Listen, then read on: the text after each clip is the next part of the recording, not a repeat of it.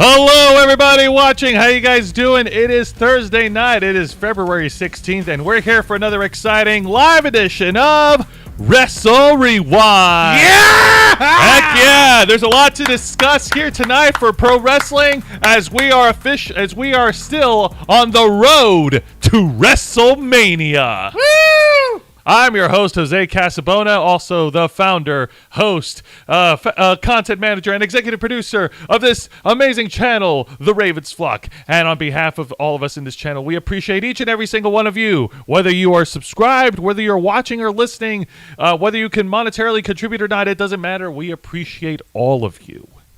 And I want you, from the bottom of our hearts. Deep down the cockles of our hearts, maybe in the sub-cockle areas, maybe in the liver, maybe in the kidneys, maybe even in the colon. We don't know. I think if you spend too much time looking at the bottom of my heart, you might find your way to the other side of the world and go to China. Yeah, it's definitely not bottomless. Ah. There's an end to it somewhere. And joining me behind the camera is the host of the Black Files, my tag partner for Wrestle Wrewind, the man who puts in demand hours behind all the videos that we produce on this channel every single week, a man who is also excited for the road to WrestleMania, Mr. Juan Arouse. Thank you for that introduction, Jose, and don't you ever forget the Mr. And much like all our other shows on this channel, we are simulcasting on youtube.com/TheRavensFlock and twitch.tv/TheRavensFlock online. Hit the subscribe or the follow button on the bottom right corner of your screen. Hit that notification bell to stay up to date on all of our media content. Leave your questions and comments down below, and we will answer them during the duration that we're live. And if you wish to go above and beyond to support the Ravens Flock, then you can become an Inner Flocker. For $4.99 a month, you will have exclusive access to many, many, many, many perks that comes with being a member. Juan, tell them. Well, for all the folks in the chat, if we've got Inner Flockers on our YouTube chat, and I know that we do, go ahead and do us a favor and show off those lovely custom emojis, folks, as Jose idly thumbs through his phone. Sorry, I just got a piece of spam that I'm trying to get rid of. I'm trying to block someone here. Okay, don't worry about it. Also, folks, you get access to members first and members-only content, a special discount to our merch store, link in the description in the chat and down below. And I want to say hello to the folks in our YouTube chat right now. We've got Project Metal Music, Nikki Bella, Hassan T, Reverie, Lisa Boo, Jen Pearson, and Shamanistic Unicorn Tam. All right. We got quite a crowd tonight. And, of course, let's not forget, you'll also get access to us directly. You get to help shape the future of this channel by providing us your input, your opinions, what you want us to discuss on the Ravens Flock. But pray tell, what exactly is it that we do here on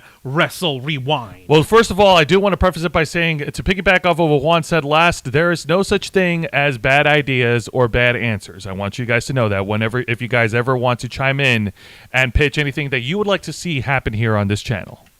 Now, with that being said, what we do here on Wrestle Rewind is that we review three of the most exciting professional wrestling programs in North America today. That is WWE's NXT, All Elite Wrestling's AEW Dynamite, and Impact Wrestling. So, to paint the picture of the landscape of wrestling right now, yes, we're still on the road to WrestleMania, which will be on the first weekend of April 1st and April 2nd. So, MegaCon weekend.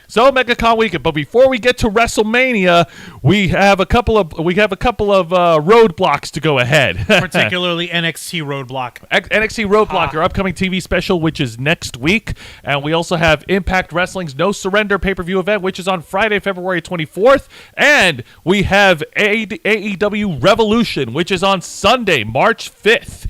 Also, this coming Saturday, in 48 hours from now, we have the WWE's Elimination Chamber event. Yes, we do. Before we get to WrestleMania, we have to reach the Elimination Chamber, the conclusion, or maybe not the conclusion of the story of Roman Reigns and Sami Zayn for the undisputed WWE Universal title. However, tonight we're going to focus up on the gold brand of the WWE's productions of sports entertainment. It's professional wrestling, guys. Let's bring it into NXT. No, Juan, it's okay. We can say professional wrestling in WWE now. It's allowed. Oh, yeah, that's right. It's allowed. We can call it pro wrestling again. Yes, we can. Yay. Hells yeah. All right, so let's start with the opening match. Oh, wait, before we do that, calm myself there. Calm myself there. Calm yourself with what? I was about to start off without, giving the proper start. Juan, ring the bell. Don't mind if I do. So we kick off with WWE NXT, and the show opens up with a great one-on-one match between... first of all, I was before about to we say, get to that, you know what? No. forget something. Actually, no. This is an example of bad communication between myself and Juan. I should have communicated to you this earlier. But yes, we do need to take this moment to mention the loss of one of pro wrestling's greatest promoters, Jerry Jarrett. He wasn't just a promoter; he was a wrestler as well. Yes, Jerry Jarrett passed away on Valentine's Day, this past Tuesday, at the age of 80.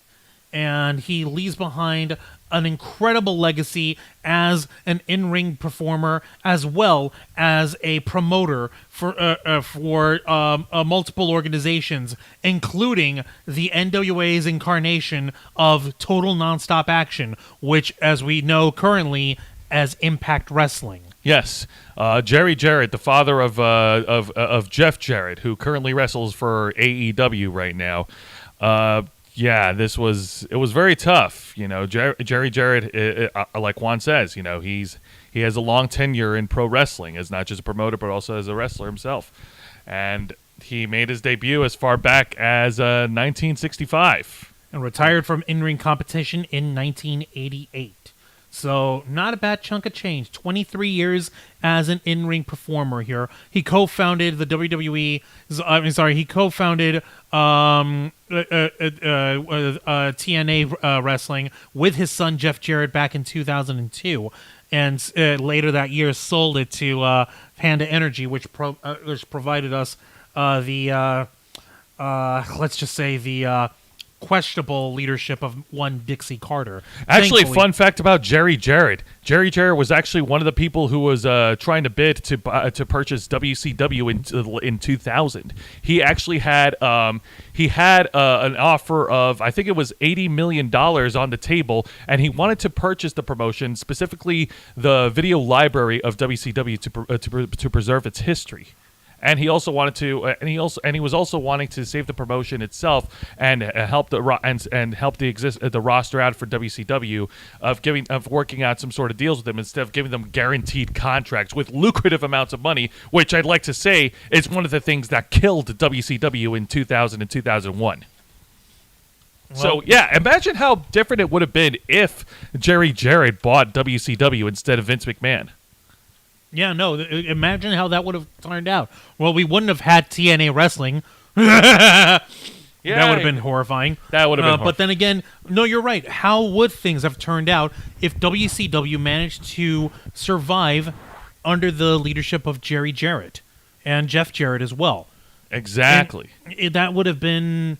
That's definitely one of those what ifs. It's incredible, and he also had worked as a promoter for Continental Wrestling, the Continental Wrestling Association, the USWA, and he also entered the merger with World Class Championship Wrestling that created the USWA. So he has been in and around the business the entirety of his adult life. Absolutely. And regrettably, Jerry Jarrett passed away of all things from esophageal cancer. Oh, man. You know what? No. I'm not going to drop the F-bomb. I'm starting over. I'm not going to drop the F-bomb. But, man, screw cancer. Cancer can suck it.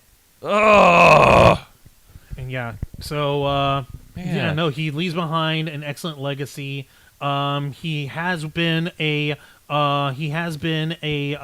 CWA World Tag Team Champion, NWA Mid-America Tag Team Champion, NWA Southern Tag Team Champion 10 times, and NWA World Tag Team Champion once.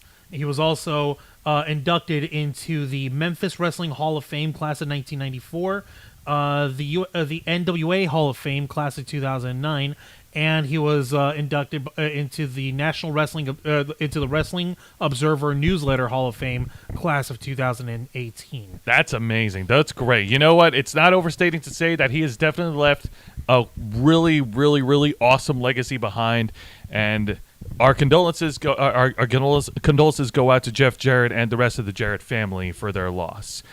Jerry Jarrett, we appreciate everything that you've given to pro wrestling, and you will be sorely missed.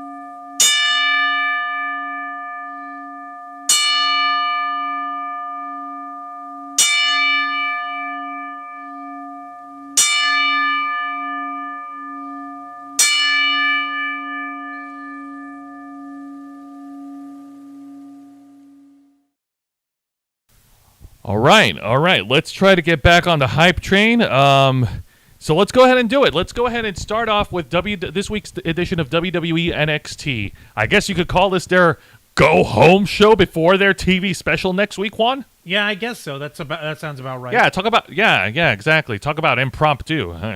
Anyways, so the show opens up with a great one-on-one match between two amazing athletes. You got the former NXT UK champion himself, Tyler Bate, Mr. Big Strong Boy, going one-on-one against Grayson Waller. And Why is Grayson Waller looking at me like a piece of meat? I mean, would you rather have him sticking his tongue out a la Sammy Guevara? I'd rather him not be looking at me like a piece of meat. So Grayson Waller has landed himself into hot water, not just with the fans, but also with certain higher-ups behind the scenes in NXT. Following the pay-per-view event of NXT Vengeance Day, which, by the way, we've covered here on this program, the main event, Grayson Waller stormed in during a video post pay-per-view press conference and was barking at the at WWE Hall of Famer Shawn Michaels and basically just running him down. I mean, dude, that's the sheriff, dude. That's the authority figure of NXT. You need to. Not only the authority figure, he's also the blasted freaking. He's the Heartbreak Kid. Do not mess with that guy. Exactly. He will mess you up. Exactly. Like, dude. Have you seen his matches where he referees screwing people over? It's like his top A game. Okay, his bread and butter. Yeah, that's his bread and butter. And when he was Commissioner Michaels. Yeah, I know, right? Nasty. After the mess of the press conference, Grayson Waller was suspended from NXT TV for a couple of weeks. For I guess a week and a half or so. And then he came back Tuesday night to square off against Tyler Bate, who took umbrage to Grayson Waller's tactics against the Heartbreak Kid. So, these two has fight, and it was a great fight. The fans are 100% behind Big Strong Boy. No surprise. He's an indie favorite after all. He's the Big Strong Boy. He nearly dethroned Braun Breaker, and he nearly took down Ilya Dragunov in that. There was a three-way match, right? Yeah, sort of, yeah. No, we'll get to that in just a bit. We'll get to Braun Breaker just a bit, Juan. So Grayson Waller was able to regain control for Big Strong Boy, wearing him down using his ground game. Big Strong Boy was able to counter Grayson Waller's floating cutter finishing move, and he was able to hit his own comeback. Grayson Waller was able to stop him in his tracks and hit him with his running modified kill switch, which I still think it looks cool every time he does it. But it was only able to get a 2 count. Radical. I know! Big Strong Boy also pulled out the airplane spin, a classic wrestling move, but it may be old and classic, but it's still awesome to see him spin around and driving his opponents dizzy and insane. I tell you what, if anybody put me over their shoulders for an airplane spin, I think I might puke. I know I will puke. I've been fighting nausea for the better part of a week. Don't know how. Don't know why. All I know is that don't put me up on this guy's shoulder. He will destroy me. Yes, indeed. So, so we all come.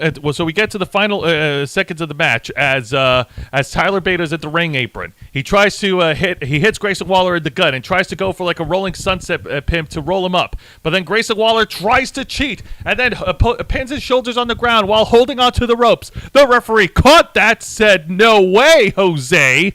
Ha! I mean, no way, Grayson. That doesn't sound cool. No, it doesn't sound that cool at all. And Tyler Bate used that 1 second of window to counter roll Grayson Waller to get the win. Your winner, Tyler Bate. Ah, yes. All right. That's what I'm talking about. Absolutely. And then later on during the night, in the segment, Grayson Waller was apparently kicked out of the Capitol Wrestling Center by orders of Shawn Michaels after storming into his office yet again. Grayson Waller got kicked out. Listen, pal. I know all about being the bad boy. I know all about breaking the rules. And I also know that that's the fastest way to get ahead in this business. However, I also know the other side of that coin. Having been the commissioner of the WWE before, having been an authority figure several times, I also know that I don't have to put up with crap from anybody. So get your ass out of my ring. I think I did a better Shawn Michaels than Shawn Michaels is. He sounds so sedated these days. Well, that's because you're young, Juancho, and you have the advantage of sounding a little better. Yeah, I sound like I've got life in me. Yeah, there you go. You have more life than the Heartbreak Kid. Imagine that.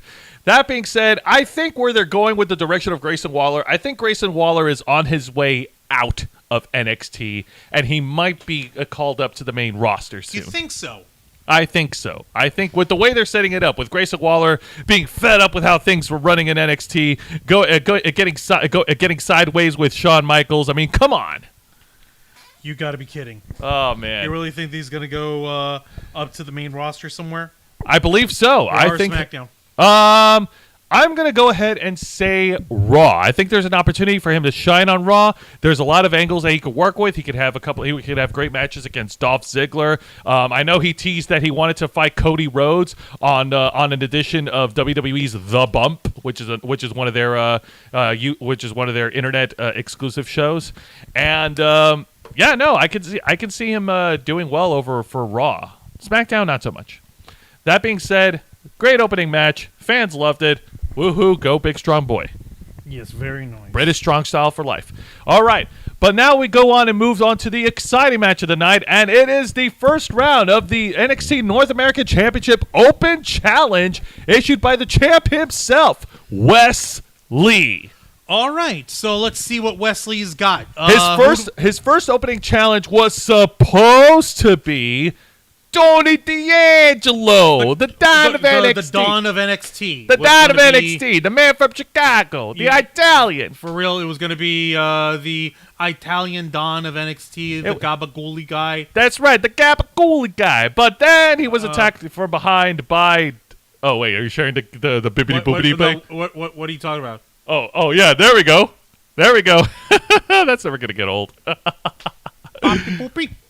But before he could get to the ring, Tony D'Angelo was attacked from behind by Dijak, who assaulted Tony D'Angelo and Stax. I'm chanting Lorenzo.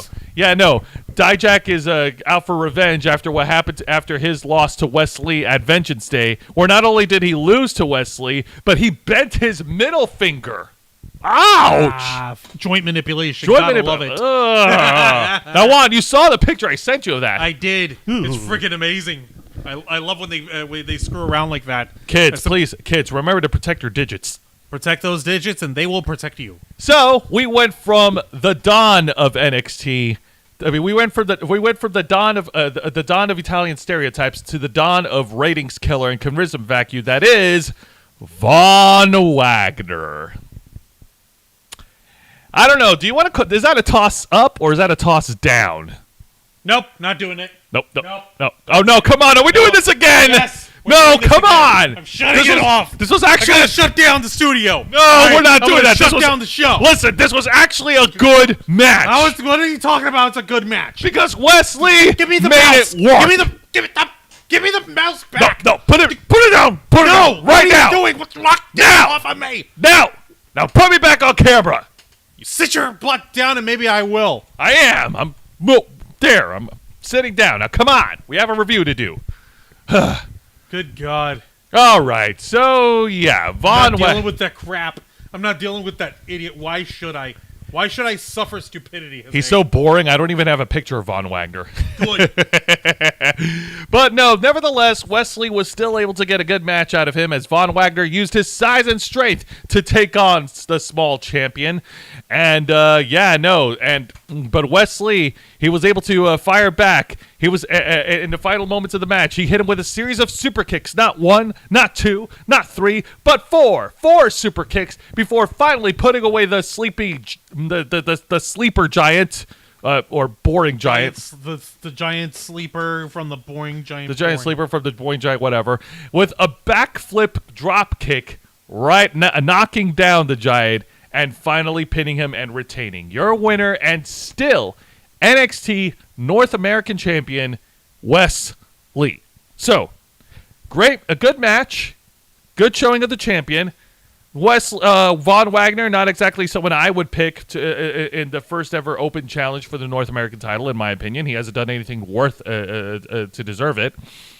And and later on in the backstage segment, there was a rinse and repeat. Von Wagner throws a tantrum.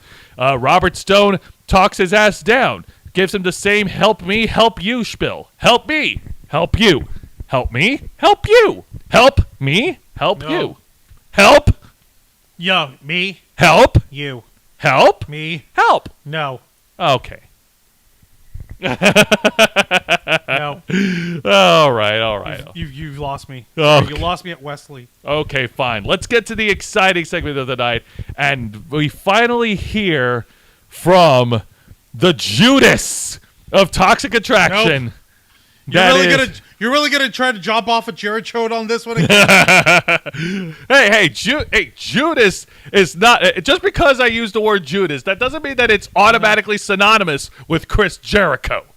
All right, fine. Well, JC Jane there. JC Jane, yes. Last week on the Ding Dong on the Ding Dong Hello show hosted by Bailey. Ding Dong Hello, it's Bailey. JC Jane pulled the trigger and turned on Gigi Dolan, attacking her as the show closed out. And, oh, man, that was painful. That was very painful. So JC Jane cut a promo. Yeah, it sounded obnoxious. But you know what? At least she was believable. At least she emoted. That was more than I could say for their former leader. Sorry, Mandy Rose. You were good at a lot of things. Talking is not one of them. No. No, it's not. I'm sorry. Then how is this exciting, though? Because she actually brought emotion. The emotion of a jealous bitch. Wow. Who You're was just going to spit it out like that, are we? Hey, I'm not dropping the F. Jane is Hey. jealous. Wait, she's jealous of Gigi Dolan? Yes. Why? Because she's always been because in her words, people thought that she was the one person in Toxic Attraction that didn't belong, that she was just the third wheel, and she was tired. That's because you had the least amount of charisma, girl. Look at you. You're over here cutting a promo that I'm barely paying attention to when it's being recapped to me. I'm literally breaking down a giant-ass piece of... I got a giant thing of Hershey's cookies and cream. That is how disinterested I am in JC Jane. She did drop a little bit of... She tried to drop a little reference there by saying, like, yeah, bye-bye, Marty Jannetty. Oh, I mean Gigi. Like, they're not even trying to cite it. Really? She's again trying to do this? No, this is the first time she did No, that. I mean, like, again with the Marty Jannetty reference. Yes. Wait, just remind me. Marty Jannetty's still alive, right? Actually, I don't know. Crap. Like... You gotta be kidding me. I don't know whatever happened to Marty Jannetty. He just disappeared. Well, you gotta be kidding me. Yeah, he's still alive. Oh, my lord, guys. Oh my god, well that's good news. Well, it's good news that he's still alive. Yeah, it's good news that he's still alive, but at the same time, it's over here they're like crapping on him. Yeah, like, in case if they haven't made it clear, who's running NXT? But then again, it's just exciting. She's over here bitching and complaining then. Yeah, she is bitching and complaining, but you know what? It works for her character. She's a heel, she's a bitch, and apparently, according to news outlets, she has now adopted the nickname of the Heartbreak Kid. No. Hang on. I want to make No. sure I have it confirmed. No. No. Don't know me yet. I could be wrong. Yeah. Just a go minute, ahead. folks.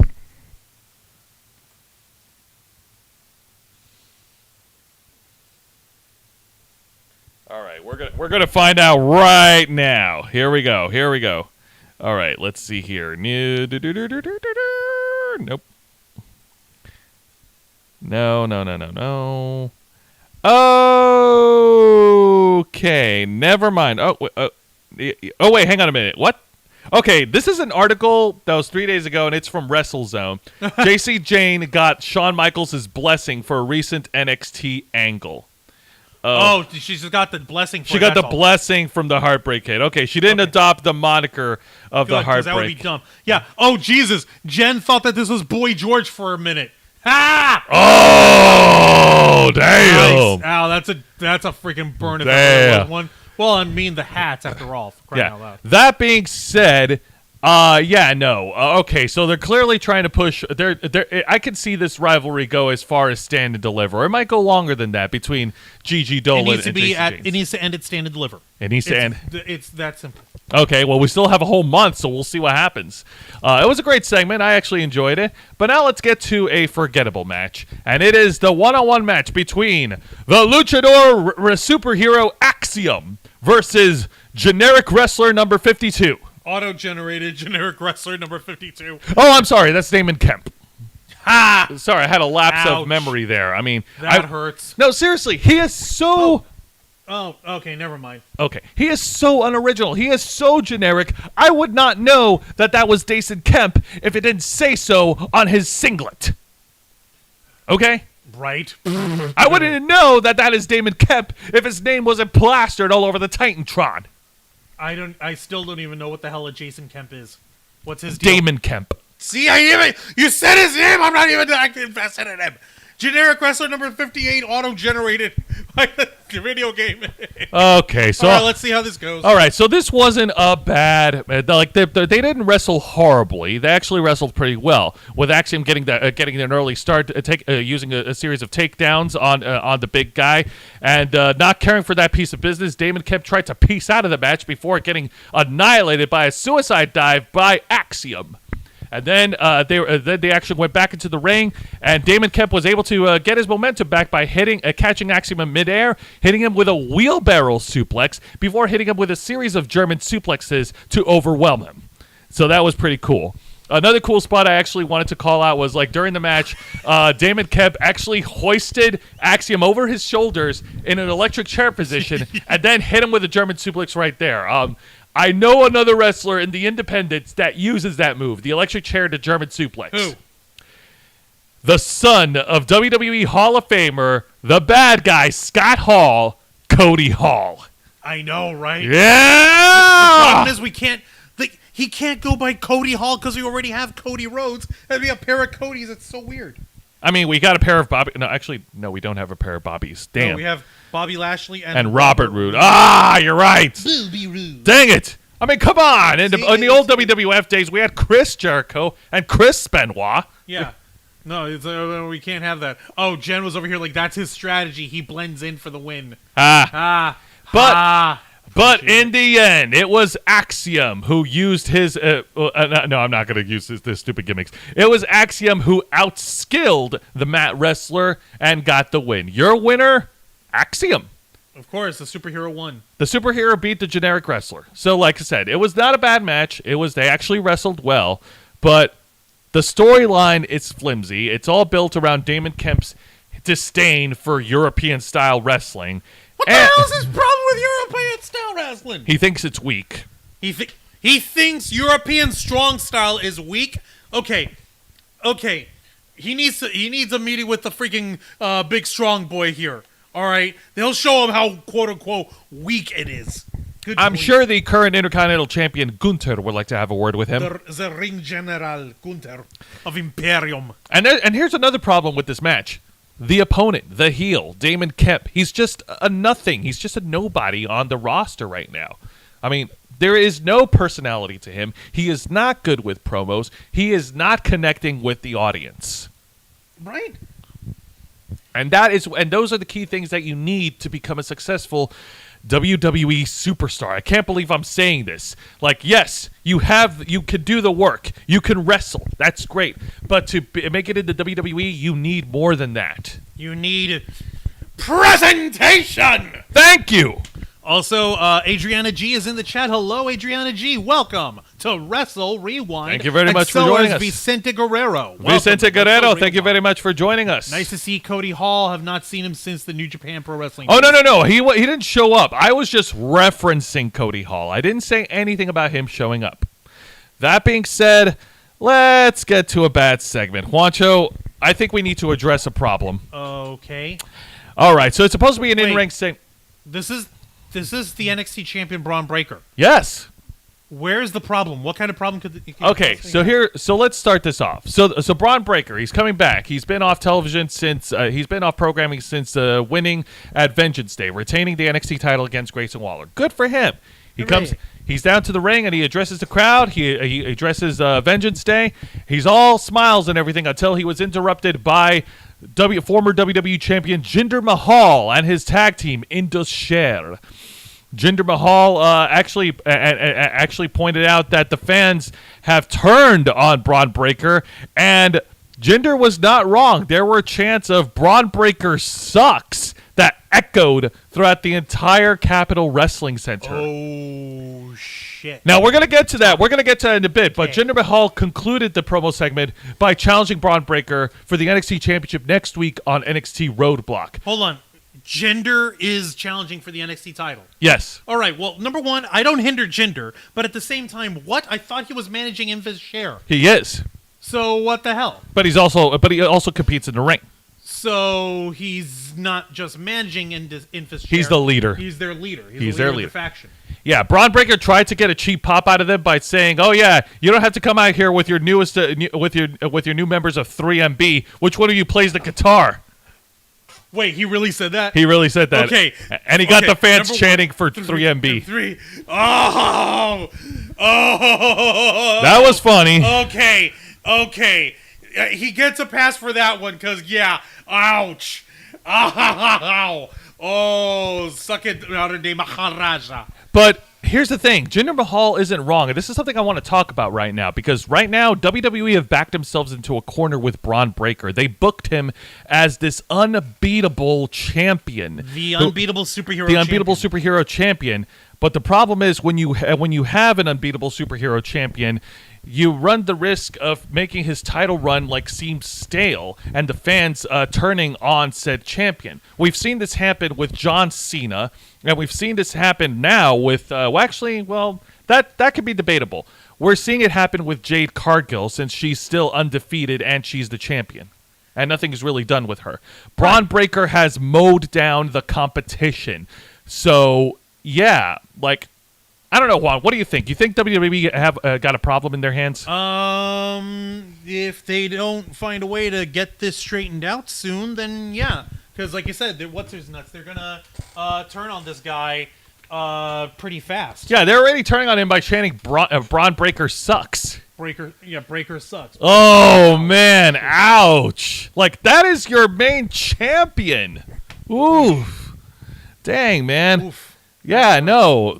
This is about the time where you call John Cena and you say, "Oh man, John Cena, I'm so sorry for all the times I said that you suck, man."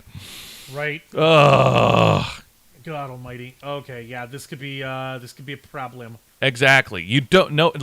It's good to have an unbeatable champion, but there's only so much mileage you can get out of that before Got to be beaten for a while. Yeah, before the fans reject it. The fans have done that by rejecting John Cena as champion. They rejected Roman Reigns as champion.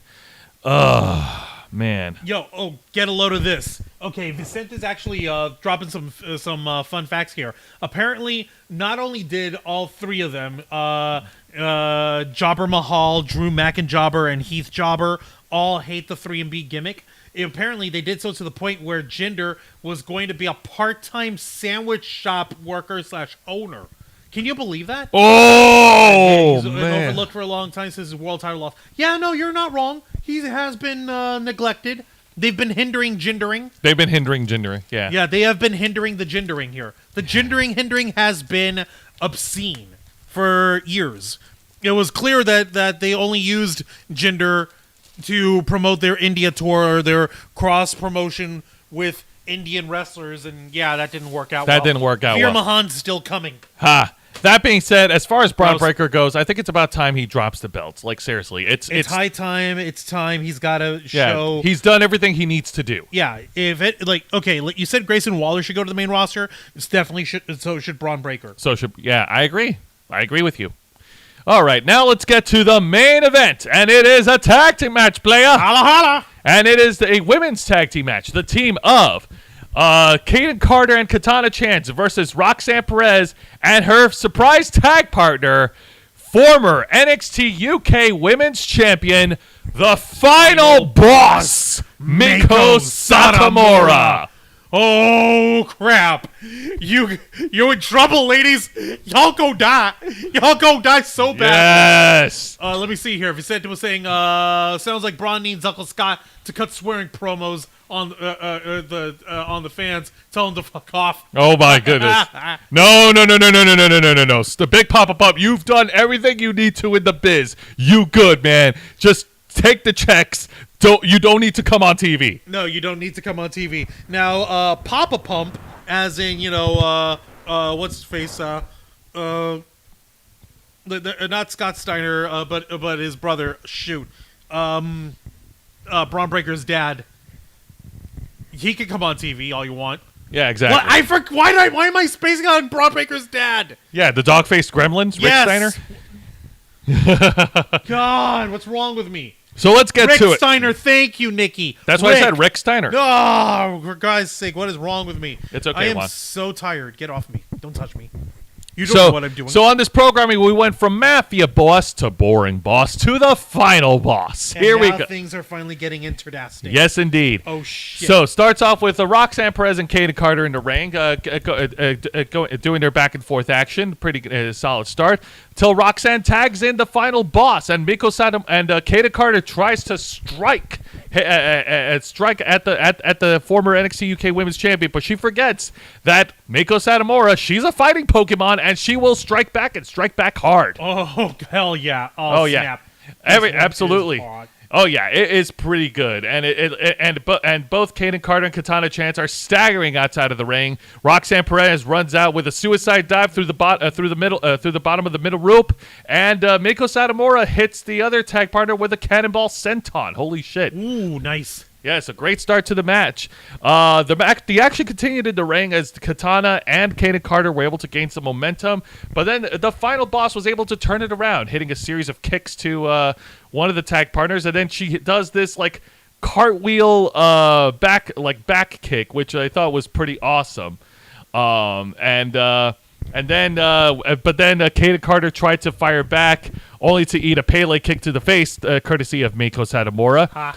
So then Miko attacks in Roxanne Perez, and she locks in the Pop Rocks to hit the final exclamation point and give their team the win. Your winners, Roxanne Perez and Miko Satomura. However, the action didn't just end at when the bell rang. There was a little bit of a after high-fiving each other, glad-handing, shaking hands, being victorious over here. Roxanne Perez and Miko Satomura had a little bit of unfinished business. Yes, Miko Satomura grabbed the mic. Miko Satomura grabbed the mic and she said, "I did you a favor. Now do me my favor." And now you need to do a favor for me. She is pointed straight to Roxanne Perez's NXT Women's Championship. So next week on Roadblock, Roxanne Perez versus Miko Satomura for the NXT Women's title. Juan, your thoughts? Okay, this is definitely a proper test for the NXT Women's Champion.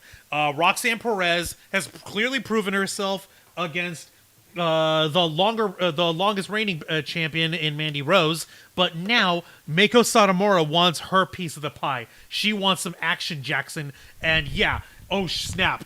This is how you do it, and what better way to actually size her up than agreeing What better way for Meiko Satomura to size her up than agreeing to be her tag partner? Exactly. Seeing where her strengths are, seeing where her weaknesses are, seeing whether or not if she's worthy of being a champion. Because Meiko Satomura has been champion all over the world. She's been NXT UK Women's Champion. She knows the heart, the guts, and the nerve that it takes to be a champion. And at Roadblock, Roxanne Perez is going up against a hell of a test. Wrestling psychology. In the form of the final boss herself. Vicente Guerrero saying the final boss reads like Mako's related to the underboss. Mad luck fail. Mad luck fail. Nice. Also, this is an example of women's wrestling done right. We're going to get to the other side of the coin in just a few moments.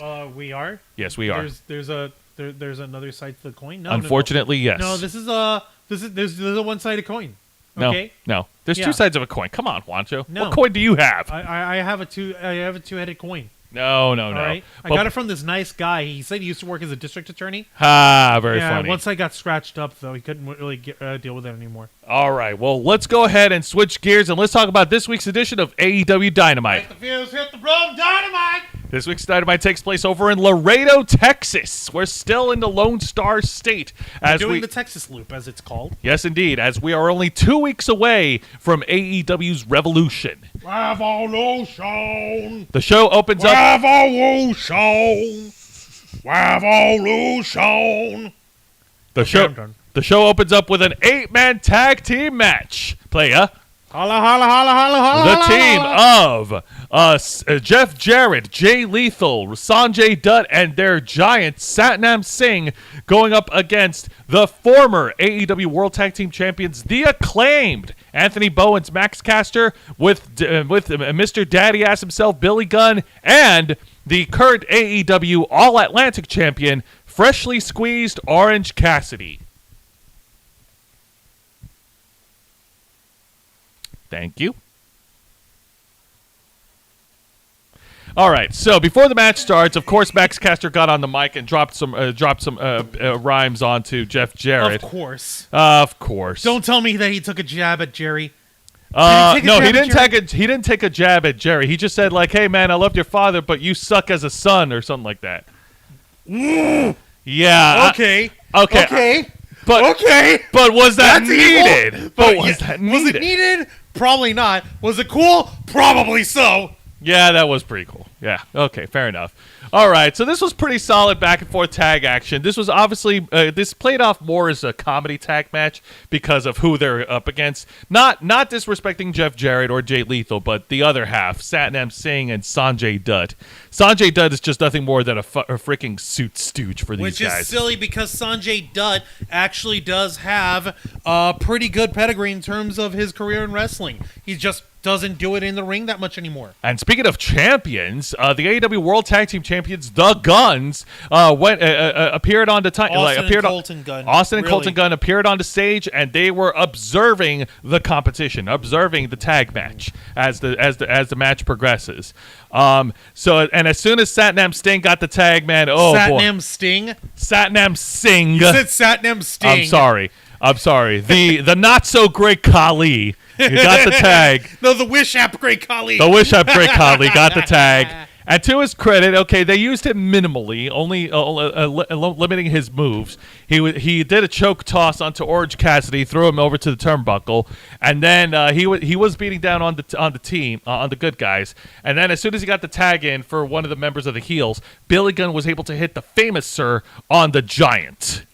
Oh, snap. Now, that just goes to show you the height and the range of Billy Gunn. How tall is Satnam Singh again? Ooh, that's a good question. Let me go ahead and look up Satnam Singh. Well, yeah, no, I was about to say, while you're doing that, Vicente Guerrero in the chat, sort of a rap jab, true about Jeff. He did have a strained relationship with Jerry. Yeah, you're right. You want to know what caused that strain in their relationship? Vince fucking Russo. There goes my F-bomb.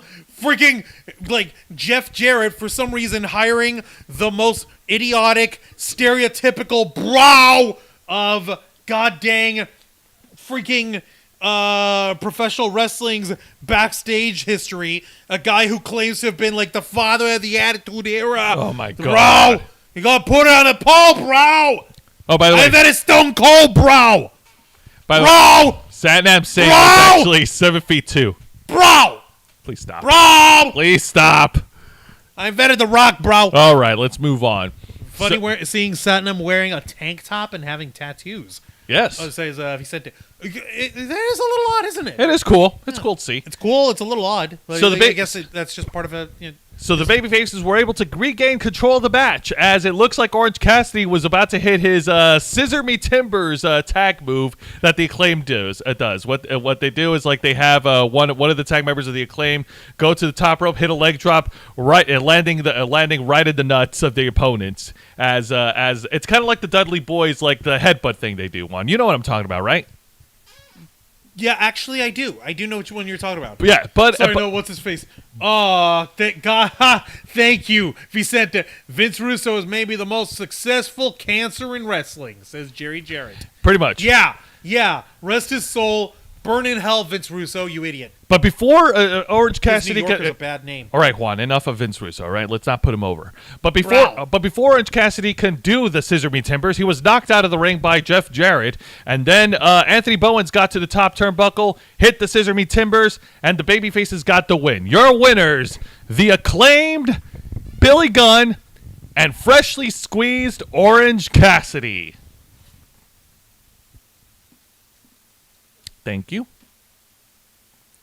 Apparently the Acclaimed have invoked their rematch clause and will be challenging the Guns for the AEW World Tag Team titles at Revolution, which I thought that the rematch clause wasn't a thing in AEW. Hey, Tony Khan? Yeah, I was about to say, Tony, what the friggity frig hell? I thought that rankings and wins and losses mattered in AEW, you freaking doofus. But yeah, no, he just threw all that out. He doesn't care. He's lost the plot. He lost the plot a long time ago. Somewhere up his nostrils, perhaps. Oh, no, it gets even better. Apparently, we're going to have 2 tag team battle royals, and the winner of the 2 tag team battle royals will be joining the Acclaimed and the Guns in a fatal 4-way tag team match at Revolution for the AEW World Tag Team titles. So wrap that around your head. What? Yeah, Why? because Tony Khan booking. Friggin' dope. All right, let's get to the exciting match of the night, and this is a Texas Tornado tag team match. I'm sorry. I'm tired of him, regional gimmicking everything. Don't region gimmick. A Philly street fight, a Brooklyn street fight, A Brooklyn brawl. Chicago street fight. A Portland pissing contest. I don't know, Lima, Ohio. I don't know, lasso of lunacy. A Mardi Gras match. No, that's a New Orleans. The Bourbon Street fight. There we go. Bourbon Street. Yeah, no, okay. The Tulsa, Oklahoma tussle. Is that what he's gonna do now? The Camden crackdown in Camden, North Carolina. Oh, man. The Zephyr Hills zinger. Okay. Zephyr Hills, Florida. Okay, we're going too far with No, that's Tony Khan's thinking! That freaking idiot just over gimmicks everything. Shit, dude. Yes, he does. All right, let's get. All right, so the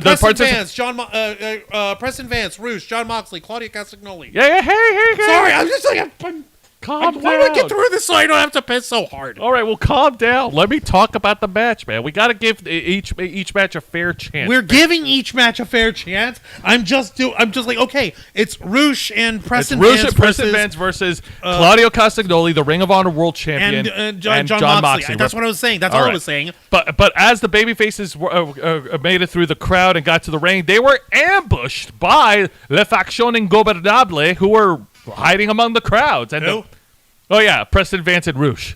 Their name is called Le Faction Ingobernable. The unruly faction. Yeah, let's just call them the unruly faction.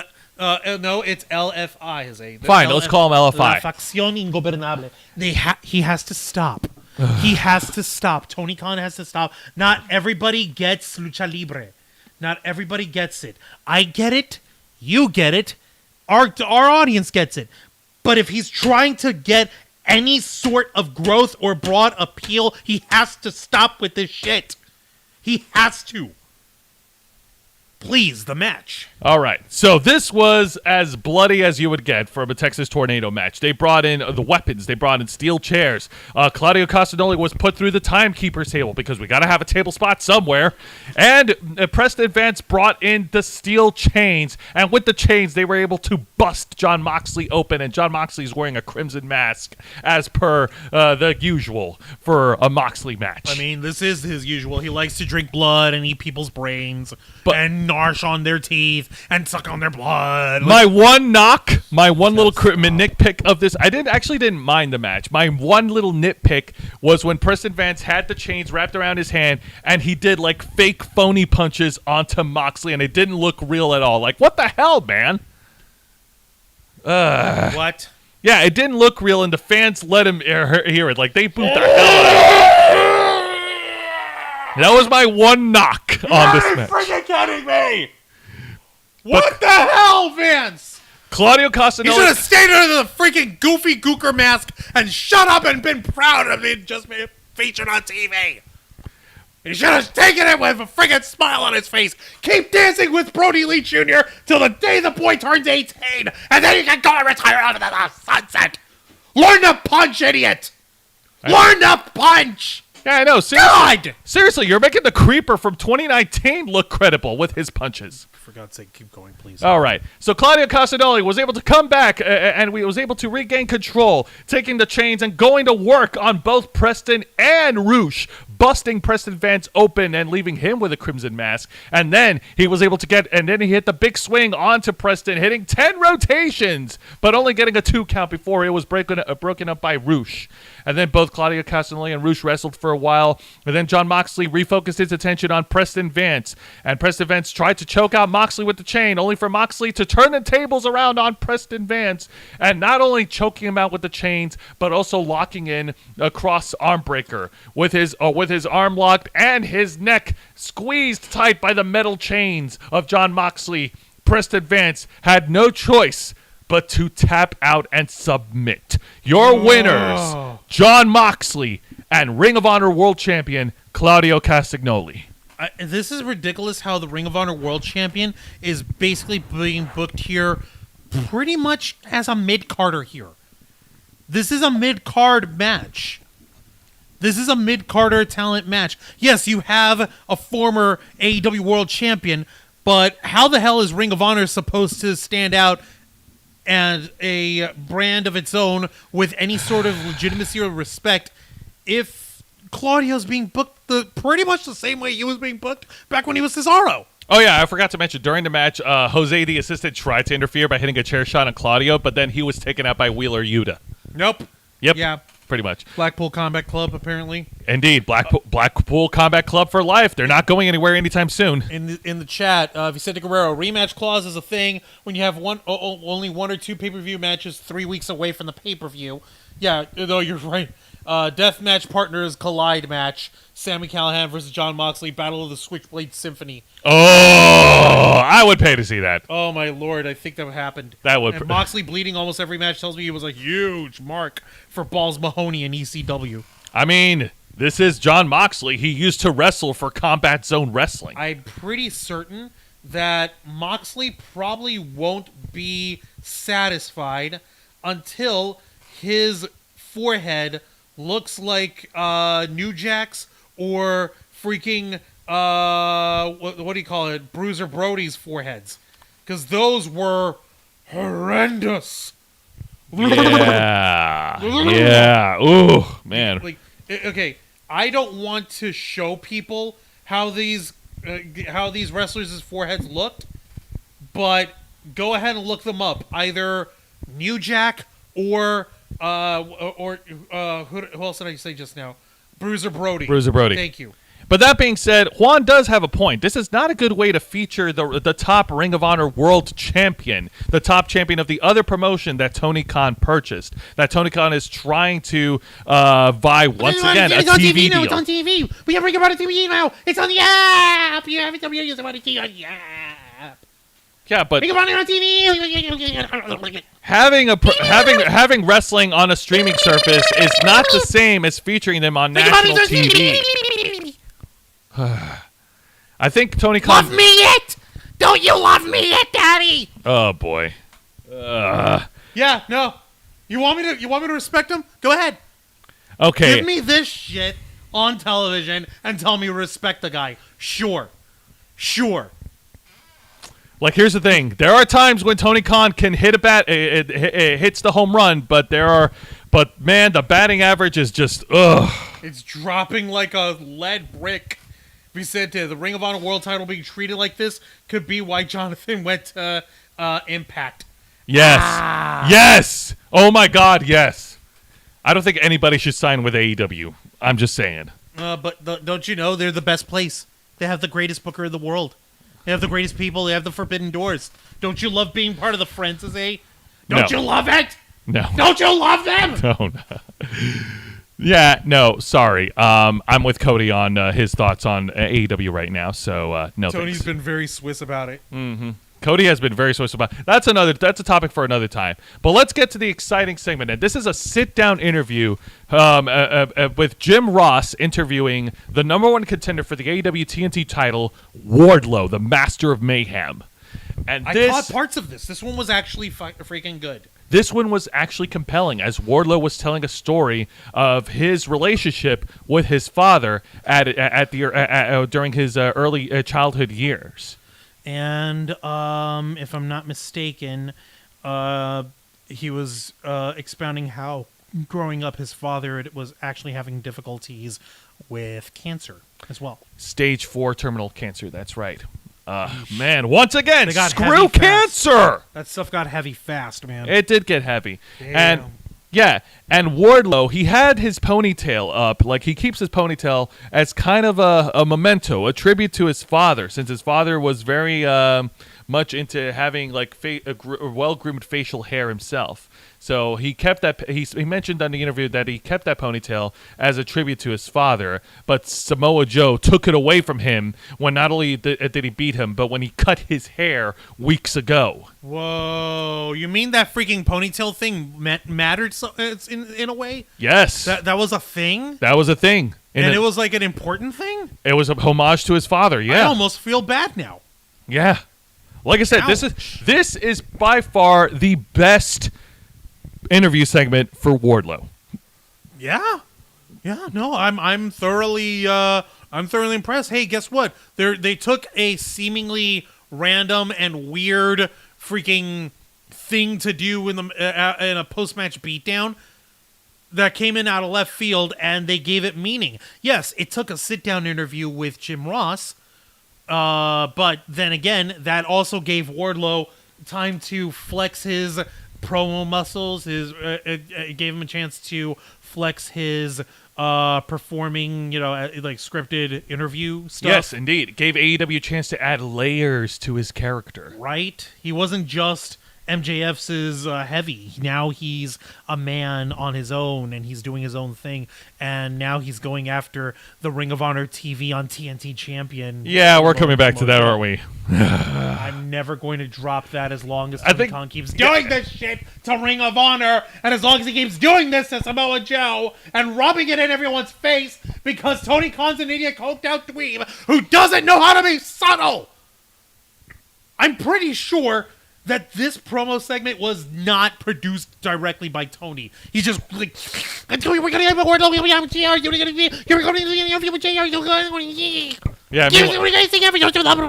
Yeah, no, I don't think sounds this like the goddamn Tasmanian devil. Yeah, no, I'm with you. I don't think this was organized by Tony Khan. I think Jim Ross took the reins on this one. Like, Jim Ross knows what he's doing. Okay? I like to think so too, because this makes sense. Because I like the segment, and I like this match. Good. Yeah, Wardlow versus Samoa Joe rematch, yes. For the TNT title, yes. However, the downside, as Juan mentioned, if Wardlow wins, you're diminishing the Ring of Honor World Television Champion. And if Wardlow loses, you're diminishing Wardlow. Yeah, pretty much. Pretty much. And Gene Rick is in the chat. How's it going, Gene Rick? And they're saying Gene Rick is agreeing with Jose. Screw cancer. Also, Vicente was saying Tony should really try to get Ring of Honor shows back on the CW network Saturday nights. Like, that'll never happen. No one takes Tony Khan seriously. A funny way to show tribute, but it works for Wardlow. Good booking. And yes, Wardlow is not total shit on the mic. Right. Exactly. This is organic. This wasn't produced. This wasn't staged. It was Wardlow being himself. And it felt right, which is why I don't think Tony Khan had any freaking had anything to do with it production-wise. Indeed. But now let's get to the match of the night. And this is a one-on-one match between Hangman Adam Page versus the super bad Kip Sapien. So I'm not going to waste too much. All right, what's up with the hangnail? All right. Wait, why is Kip Sapien? What's up with the guy liner? I don't remember Kip Sapien using that before. Well, I mean, he's super bad, because he's got to look bad. You can be super bad without guy liner, but it's cool.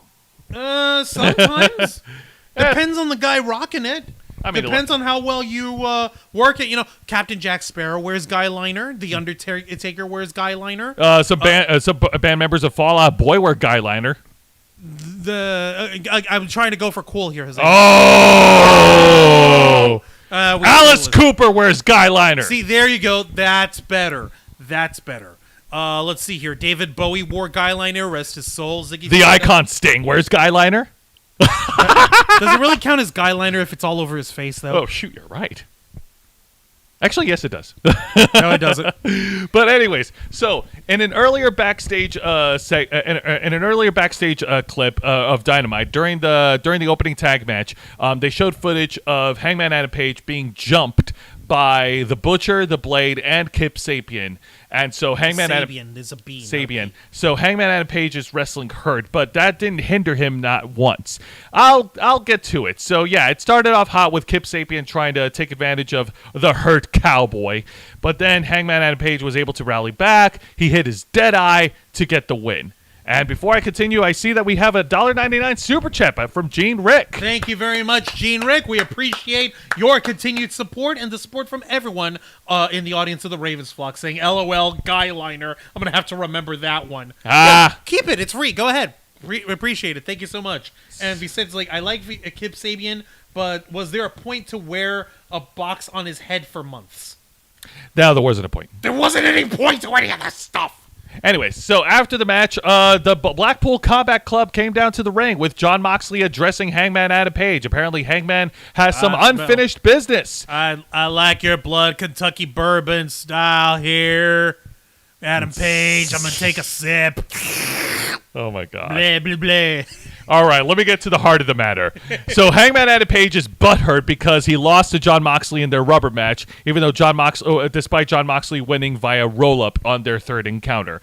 Hangman Adam Page wants one more match with an actual definitive ending, to which Moxley then said that, hey, man, you want to go down this dark road with me? Okay. But then this dark alley, this dark road, it's dark and horrible and bloody and disgusting, terrible road of darkness and drinking blood. But then Moxley was interrupted by the Dark Order, Evil Uno. Because he was saying nobody's here to protect you. You don't have any friends. And then Evil Uno of the Dark Order. He got on the mic and he was hot. He challenged Jon Moxley for a one-on-one match on Rampage this Friday, and Moxley laid down the challenge for Hangman Adam Page at Revolution. Okay, this might sound predictable. In a Texas death match. Yeah. I'm sorry, Moxley. You could be hardcore all you want, but that doesn't mean we can't knock you for it. If you're having the time of your life, yeah, all the more power to you. But at some point, folks are going to see right through, like, oh crap, he can't wrestle anymore. He just brawls, and he's a freaking blood-sucking vampire dude. Because I just want Moxley to just go on vacation already. When are you going to get your vacation? What happened to his vacation? Yeah. Think of Renee, man. Think of God. Lord knows people can think of Renee Paquette. Think of the children, damn it. He's only got one. Think of the child, damn it. He's only got the one. Whatever. Anyways, so getting back to it, okay, yeah, it was predictable, but it was still a very good promo segment. Moxley is much better on the mic than Hangman is, and that goes without saying. And as for the Dark Order, we have to say it because Yeah. Hangman's a little shitty. but that being said, I think I'm about ready for two things. I'm ready for Hangman and Page to splinter away from the Dark Order, and I'm also ready for Hangman and Page to move away from Jon Moxley. Right? Have Hangman and Page do something else. Leave. That's not going to happen. I would like him to do that. Have something else. Have the Dark Order do something else. At this point, they're just down to 3 members. Like, what's the point in keeping them around? Keeping the faction around. Keeping the faction around. Don't you Okay. understand? We're the greatest company in the whole world. We have so many factions. Look at all the factions we got. It's just like you're waiting. It's just like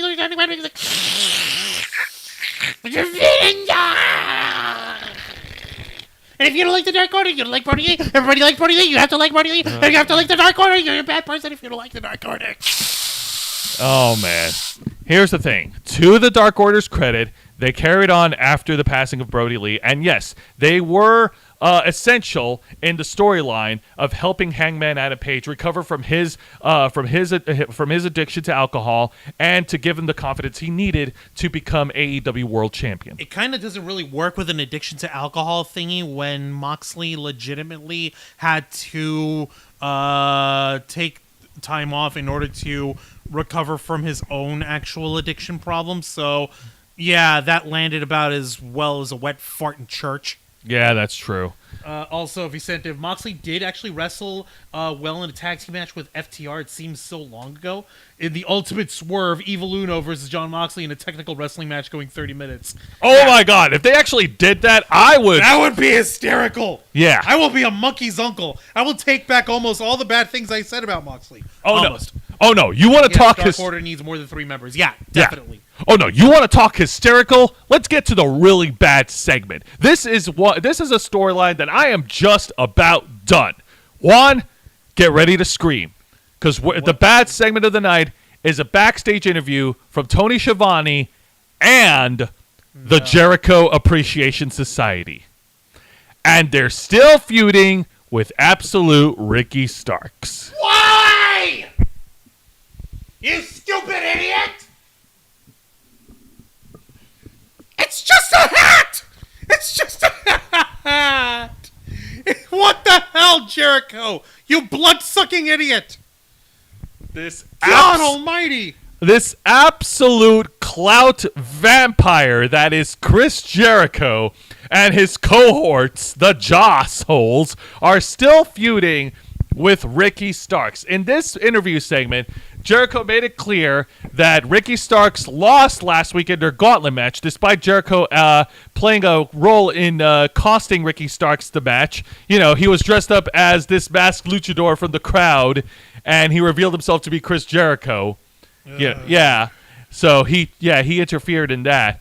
And then after he was done, Daniel Garcia got on the mic, and he said that that this Friday on Rampage he will destroy Absolute Ricky Starks. I am done with this storyline. Can we please move on? There are storylines, there are rivals in AEW right now that are going way past their shelf life. Their shelf life. Okay. I only know goddamn sticking Jake Hager, the little fuckboy over here, Sammy Guevara, and Jericho. These other 3 chuckle pucks over here, don't care. Couldn't care less. He has not done anything for any of these other guys. Not a damn thing. Well, I was going to say, don't discredit Daniel Garcia. He's actually had great... I'm discrediting Daniel Garcia. No, because he's had actually great technical matches with Wheeler Yuta and Bryan Danielson. Okay, fantastic. What has Jericho done for him? What is being a part of this faction done for him? He became Ring of Honor Pure Champion. Daniel Garcia became Ring of Honor Pure Champion. Just as part of what? As part of whose faction? The Jericho Appreciation Society. Exactly. Yeah. So who are they focusing on? Chris Jericho. Thank you. Yeah. So, piss all is what it's doing for him. It's literally a who can circle jerk me the best group starring Chris Jericho. I get it, dude. It's called aging. I don't like it either. I'm thinning in the back of my head. I can feel every single one of the joints in my body. I'm pretty sure I could, with me cracking my wrists the way that people crack their knuckles, I'm pretty sure I've broken something at least once by accident. But it's a natural part of life, Jericho. You gotta get over it, or you're never gonna live properly. Have some ivermectin if it makes you feel better. Just rub it all over your face. In the chat, hate to say it, but Chris Jericho seems to be holding Daniel Garcia down with the Joss. Yeah, that's exactly it, because the problem is he's holding everyone down with the Joss. Sammy Guevara has become completely one note in his. Sammy Guevara was one note to begin with. I mean, he was already a fuckboy to begin with. Okay, but he had a moment where they could have done some character development with him before the Jericho Appreciation Society happened. Yeah, but why would they? Jake Hager in 2.0, well, the less said about them, the better. He's got a hat now. You have to like him. He has a hat now. You have to like him. He has a hat now. Here's the thing. He has a hat, Jose. Oh, God. Like him for the hat. I'm not big on the Dr. Doolittle hat. You have to like him now. Here's the thing. I think this goes back to a post I actually shared on Facebook. And Juan, I sent it to you. And the post, and I'm not going to read the whole thing, but the final paragraph of the post is this: you are still allowed to feel inspired by the fictional work, even if the real people are extremely uninspiring, and now spread a message that counters the one that initially inspired you. Their hypocrisy is not a reflection of your ideology just because you love the work they once created. And I think this holds true with Chris Jericho's work and what he's done for pro wrestling. What do you think? His accomplishments cannot be detracted. That doesn't mean I have to like him right now. Exactly. You could still. I've been saying that. Okay. And which now, is why I don't respect him right now. Okay, and which is why right now I'm saying it on the air that I agree with you, especially I think you and we both agree with the same message. Yeah, no, we do. Vicente, on a personal level, Daniel may still be part of the Joss because of personal crap. Chris Jericho paid the medical bills for a serious accident that Daniel Garcia had. Oh, okay. Okay, that is actually true. I actually forgot about that. My bad. He feels indebted to Jericho. Okay. Now we really can't knock on it. I'm still knocking on it because he's still a blood-sucking vampire. Well, careful, Juan. The last time we said anything about Jericho, they made a shirt out of it for AEW. Remember the royalties, Chris Irving. Remember the Ocho? Yeah, I remember the Ocho. You still owe me royalties for that, you sack of crap. I'm just gonna mark off the days on the calendar. How many days will it take for Chris Jericho to make this into a T-shirt? The blood-sucking vampire. All right. Well, if you want to freaking do that, go ahead. Now let's get to the main event of the night, and this is the other side of the coin on how to make women's wrestling work. This is the side of how to make it not work. This is a triple threat match between Toni Storm, Ruby Soho, and Dr. Britt Baker, DMD. In the chat, he said, was saying, correction, Jericho's a vampire who saves lives. Ouch. Ouch. It stings because it's true. I know. Now, whoever... I gotta like it. No, of course not. And you're not obligated to. Whoever wins this triple threat match will challenge Jamie Hayter for the AEW Women's World Title at Revolution. So it's a number one contendership match. Exactly. So... okay, this match was all right. It wasn't anything spectacular, but the problem is with booking this triple threat match is that when they turned Saraya and Toni Storm heel, they made them as one-note heel characters. Like they're just like there's no person jumping girls, tagging them, and then and when they went to the crowd, Toni Storm grabbed a fan sign of Dr. Britt Baker, tore it up, and the fan looked so shocked, like it was so obvious that the fan was planted. And it was just it's so ridiculous. Like, okay, I'll get to the cool stuff. There was a lot of back and forth between the three competitors. Toni Storm hits her running ass a tackle, or as I like to call it, the sweet cheek music, and What else? They also had a good spot where Tony Storm locked in the Texas Cloverleaf, and at the same time, Dr. Britt Baker locks in the lockjaw submission on Ruby Soho. Oof! It's not a good time to be the runaway if she's being locked in on 2 holds. But don't worry, Stone Cold shares the feeling. Yeah, that sucks. Yeah.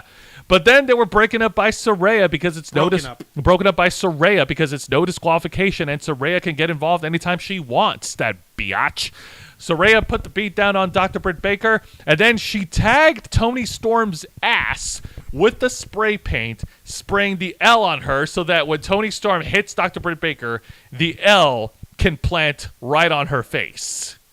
Excuse me, what? L is for loser. No, wait. No. Rewind that. Okay. Saraya spray painted the L on Toni Storm's ass before Toni Storm ran her ass into Dr. Britt Baker's face. Okay, but she wrote it backwards, though, right? That way when Toni Storm hit it on Britt Baker's face, it showed forward? Yes. But it never... She did that. Yeah, but it never stuck. Okay. It didn't stick. No. Well, no, okay. Okay. It was so dumb. First, what? And second, no. Yeah. What? No. What? No. What? No. Help me. Help you? Help me. Help you. Help me. Help you. Help me. Help you. Help me. Help you. Help me. Hell no. Yeah, I figured. Oh my God. What so the match ends with Ruby Soho getting the roll up on Dr. Britt Baker and securing the win. Your winner, Ruby Soho. And then afterwards, the show closes off with Ruby Soho in the middle of the ring between Saraya and Jamie Hayter, and Ruby Soho is just indecisive of which side is she going to be. Is she leaning on the side of Dr. Britt Baker and the champ, or is she leaning on the side of the ex-WWE girls trying to take over? And I'm sorry. She could get... This is an example of women's wrestling done wrong. I'm sorry. I feel like this match and the booking and how the characters are portrayed exemplifies everything that's wrong with the AEW women's division. Wow. Oh my Lordy. To this day, AEW has barely addressed their ongoing issue with the booking of their women's division. Unless you're a Dr. Britt Baker or Jade Cargill or Saraya to an extent, unless you're one of these 3 women who is like being featured in like high profile angles and these awesome matches. What about Thunder Rosa? Thunder Rosa's off on injury. But what about her? She's back right for now. She's doing Spanish commentary until she heals from her back injury. So no, she doesn't count. Unfortunately, she doesn't. Well, yeah, no. Good God. Because unless you're one of those 3 women in those high-profile angles and matches, no, you're going to get lost in the shuffle. That's freaking painful, man. It's freaking painful. Yeah, in the chat, Vicente, so happy that Ruby got the win. I thought she would have to job off. Not the biggest star of the 3 in the match. Also, Toni Storm and Britt Baker in that ass corner splash spot almost had a lesbian porn thing going. Yeah, that is kind of weird. That is kind of weird. Was she trying to do like the stink face kind of thing? I think it was the way they did it. They made it look very sexual. The way Saraya spray painted the L on Toni Storm. I can't knock it too hard because I'm still a fan of Saraya from her years as Paige, because who isn't? But yeah. But, oh, man, I'm sorry. This is a problem. You have a problem with the AEW women's booking. They're not, not all of them are getting high-profile matches as Dr. Britt Baker. 95 women. You only show maybe 3 of them in a week. 95? Wait, what? Are you exaggerating? I'm always exaggerating. Oh, okay. Haven't you been paying attention to how I talk for 10 years? Okay, fair. Go on. It's okay, you have a bunch of women. A fraction of them get any sort of screen time worth a damn. Sometimes you'll have them do main eventing over here, but even then, the main event that they put on is so lackluster and gimmicked up that it may as well not have been booked. because he tries to overload it with a bunch of other shit. Yeah. And Saraya did something sexual on camera. Shocking. Who could have thought? yeah. Ouch. And whenever the women do compete on TV, like they are giving laughable, like limited TV time compared to all the other matches and segments. It really is pathetic, but that's Tony's freaking thinking. He's over here. Ugh. Okay. I'm going to try to be chill when I say this part. Tony Khan legitimately books his multi-million-dollar professional wrestling promotion the way that myself, Jose, schoolyard friends, and others who were on the internet when we were in middle and high school freshman years would do fantasy booking as we were kids. Right? He doesn't give a damn that he's playing with people's lives, with their money, with his money, with the money of sponsors and other corporate interests that are signed in to his company. He's over here just piddly-diddling all over himself because he's getting to be the most greatest, awesomest guy in the whole world of all of wrestling because everybody loves him because he's not Vince McMahon. I got news for you, buddy. That's not that high a bar to clear anymore. Yeah. Also, I took a head count. There are currently 34 women signed to AEW in their women's division. 34 women. Out of 34 of these participants, how many are actually featured on national television? Not that many. Not that many. No. How do you expect we're talking Rampage and Dynamite. Dark and Dark Elevation not necessarily counting because only the hardcore fans will actually go on YouTube to watch it. Sorry, hate to break it to you. It's not that big, especially when it comes to the moneyed interest. Now, the argument can't be made that Athena and Thunder Rosa's in-ring work is not something that's liked in backstage because they work stiff and Thunder Rosa has a reputation of sandbagging in her matches. But if you take those out of the equation, you still have the rest of the women's division roster. How do you expect any of them to get better? All right. I'm just about done. This was not okay, I'm going to come back to it, but let's go ahead and talk about Impact Wrestling. Yay. Okay. Yay! Also, you said saying Penelope Ford should wrestle more. Her work in GCW was okay, even when she was missing her backflip elbow spot, landed on a table with thumbtacks. Exactly. All right. So, Impact Wrestling opens up with a great X Division match between two participants representing the Bullet Club. The Ultimate Finesser himself, Chris Bay, goes one-on-one against the former NXT Cruiserweight Champion and member of Time Machine, Kushida. Okay, so a sliver of the 6-man tag match that we're getting at No Surrender. Kushida, the great Scotsman, the flux capacitor himself versus the ultimate finesser of Bullet Club, Chris Bay. Absolutely. Holy shit. Absolutely. Okay, this is going to be good. And hey, man, and both of these men went at each other faster than 88 miles an hour as they both hit one spot after another. A great X Division match that the fans enjoyed. Kushida. Gigawatts. That's how you start off the show. Exactly. Kushida working over the arm of Chris Bay, softening him up to get him ready for the hoverboard arm lock, his submission hold. In case it hasn't been clear to you that Kushida's a fan of Back to the Future, his finishing move is the hoverboard arm lock. Right. Yeah, I know, right? It's awesome. Chris Bay was able to get some offense in, and he was about to hit the Ultimate Finesser. Then Kushida intercepted his Ultimate Finesser finishing move midair and locked in an armbar submission hold. Not the hoverboard lock, but he was still able to try to weaken Chris Bay. And then, after a series of back-and-forth spots between both men, it was Kushida who actually rolled up Chris Bay and got the win, building momentum for Time Machine. Your winner, Kushida. And hey, man, if you're going to build a Time Machine into a group of awesome wrestlers, you got to do it with some style. Well, there's nothing more stylish than the team of the Motor City Machine Guns and this high-paced Japanese pro wrestler For crying out loud, man. It's going to be insane. Now I'm just picturing them entering the ring with a freaking DeLorean. Picture them entering the ring with the time machine locomotive. Oh my goodness, no! Choo, motherfucker! I don't think we're ready for that. Choo, choo!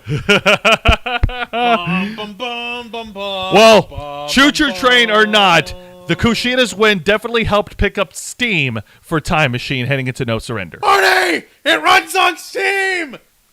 All the time, all the Back to the Future references. It's not, we're not going to stop until the day Kushida stops referencing Back to the Future with his style and with his gimmicks. I know, right? I'm sorry, we can't, and he's cool for that. He is pretty cool. We're big nerds and we're here for it. Also, if he said to saying, bring back Evilise years after her stiff match with Thunder Rosa. Evilise versus Athena could be very stiff. That wouldn't be a match. That would just be two ladies fighting. That would be two. That wouldn't be a pro wrestling match. Yeah.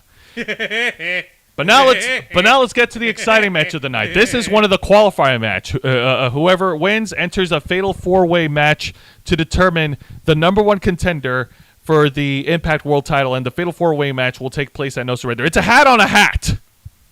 I don't get it. I don't get it either. So it's Steve Maclin going one-on-one against the former ECW World Heavyweight Champion, Rhino. Okay, so Maclin, Rhino. All right, so this big dude match versus was big veteran. Oh yeah, this was pretty awesome because you got two big hoss guys brawling each other, Doing big hoss stuff things, and the fans absolutely enjoyed it. I enjoyed it. Rhino has shown that despite the years, he's still got some gas left in the tank as he's plowing through Maclin during the beginning of the match until the action spilled at ringside. Rhino miscalculated on a chop, accidentally chopped the ring post when Maclin ducked out of the way. Ouch! That's solid metal. And then Maclin was able to gain control during the rest of the match. He was able to wear down the Beast, the War Machine, as he's now dubbed. But then Rhino was able to fire back, hitting him with a series of strikes and a spine buster, and he was trying to prop him up for the gore, but then Maclin was able to intercept him and hit his finishing move to get the win. Your winner, and advancing to No Surrender, Steve Maclin. All right, at least it works. At least this makes sense. Vicente is asking, I wonder how many times Kushida watched Back to the Future 1 through 3. The world may never know. Oh, you want to know how many times me and Juan have watched all the Back to the Future movies? The answer is yes. Every time. Now, if only I could get my hands on the animated series of Back to the Future. Right? Then That'd be so funny. Yeah. But then again, it's Dan Castellaneta as Doc Brown. Also, it gave us a younger Bill Nye the Science Guy and the little science biddies that they would have in there. I know! That was awesome! That is so awesome. Oh, man, I love cool. it. I love Bill Nye. He's cool. Yeah, Jose is on point. Rhino's 43, 44, but still badass when he wants to be. Hells yeah! That's more than I could say for the other ECW veterans in Impact, which we will get to in just a few moments. Oh God, guys, I hope you guys haven't eaten any eggs whole because you're about to shit a chicken. All right, but let's get to the exciting. Before we do, let's get to the exciting segment of the night. Moose is furious with the Impact Digital Media Champion Joe Hendry. He is out for revenge. He's been looking for him all over backstage. He went to the parking lot. He saw Joe Hendry walk away, assuming and he assumed that Joe Hendry owned that car, so he went and smashed the car. But it turns out, gee whiz, that car didn't belong to Joe Hendry. It belonged to the Impact Wrestling Director of Authority, Santino Marella. You smashed up Santino's car, man! Okay, I got no respect for Santino, but come on, man. He doesn't need this crap. So, out of pure outraged at... I cannot believe this! I know. You come in and you destroyed my car! You committed vehicular destruction of property! This is unacceptable! I know, right? So as punishment for what Moose did, Moose will face Joe Hendry at No Surrender for the Impact Digital Media Championship in a dot combat match. Oh, no. Oh, yes. Oh, no, not again. Yes, again. No. Bring in all the cell phones. Bring in all the keyboards. Bring in all the computers. What the hell, man? It's basically an Extreme Rules match. No disqualification. Anything goes. But all the weapons are gimmicked to, technology and digital media and stuff, taking selfies with or whatever, Polaroids, keyboards, tablets, cell phones, a bag of cell phones, including the dreaded indestructible Nokia brick phone. I know. Okay, it was silly, but kind of passable. The first and to this date only time when Jordan Grace fought Matt Cardona.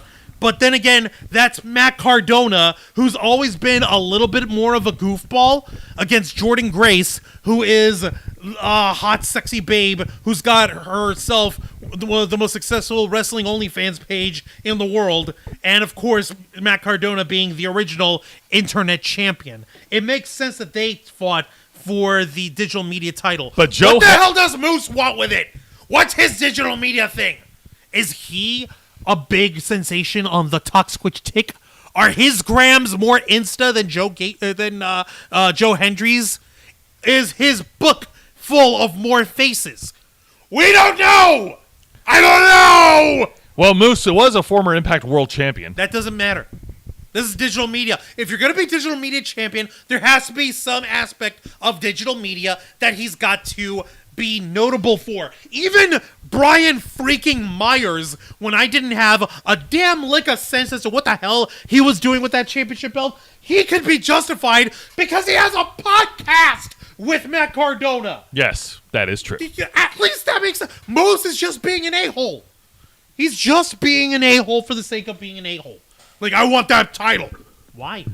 Joe Hendry's at least quasi-viral with his entrance theme. And his songs. With writing songs about his opponents. Really, Moose is so undone and so butthurt over a song. Nobody tell Trey Parker or Matt Stone about Moose. They will destroy his will to live. Yeah, no, Moose has definitely lost direction after dropping the Impact World title to Josh Alexander. Like, he had a high-profile rivalries with Macklin, with Sami Callihan, but then afterwards, he kind of just, I don't know, he just got knocked. He's floundering. He's floundering at this point. In the chat, Vicente Guerrero, Steve Macklin said that he would be open to a mixed tag match with Deonna Purrazzo if the angle makes sense, just so she doesn't and he says, like, oops, I meant Deonna, because he accidentally wrote Donna, just so she doesn't fight me and break my arm. Smart save. Yeah, that's also, yeah, sad part of the Joe Hendry and Moose feud, there's no Hendry song about Moose being a bitch.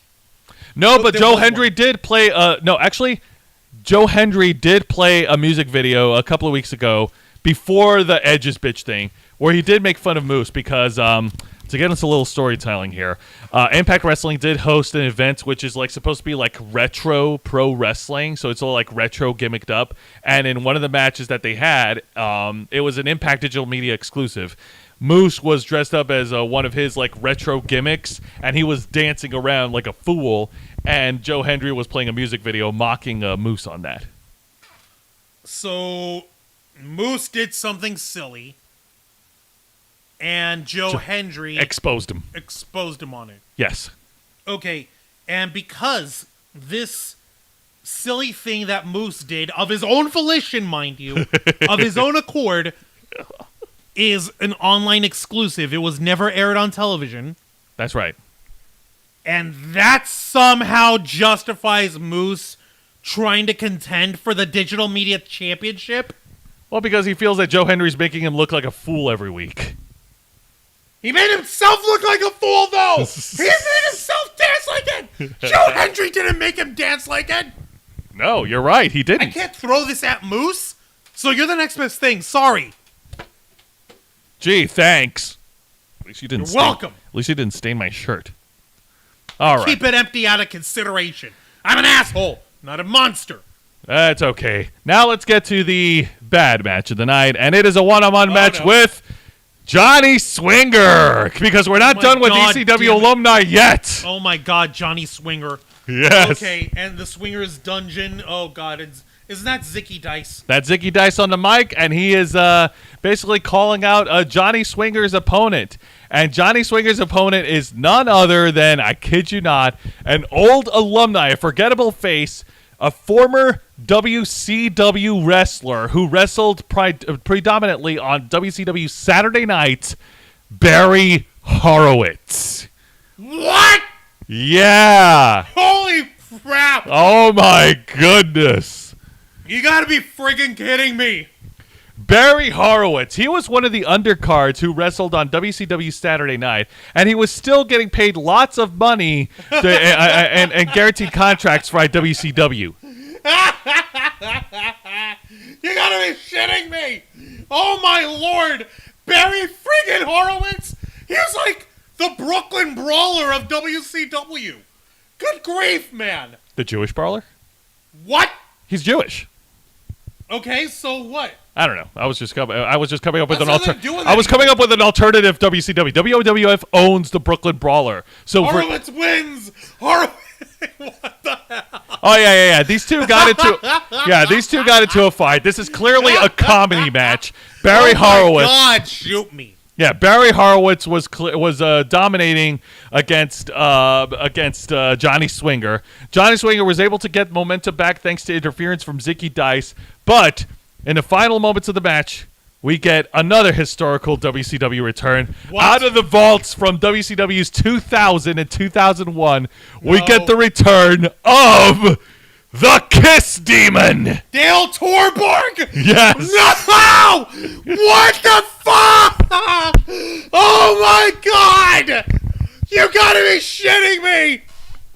Oh! Oh! What? I think I broke Quan again. Oh no! Oh! Oh my Lord in heaven! Oh! Why? You gotta be kidding me! This is nuts! You gotta be freaking kidding me! This is so stupid. Oh my god. The Kiss Demon, Dale Torborg. The entire purpose of this character was Kiss showed up to WCW. They did a performance that nobody cared about, right? Yes. And they also set up a wrestler who's like, oh, we have our own wrestler. He's a real demon. He is the Kiss Demon. And it's this dude named Dale Torborg, who was kind of in the ring. Yep. He was just there. He spent his years at WCW tag teaming with Vampiro as part of Vampiro as part of Death Carnival. You gotta be shitting me in the whole old god. No. Are you sure? Cause that I can't shut off the show. The distraction is long. The distraction was enough for Barry Horowitz to secure his victory. Your winner, Barry Horowitz, by a roll-up.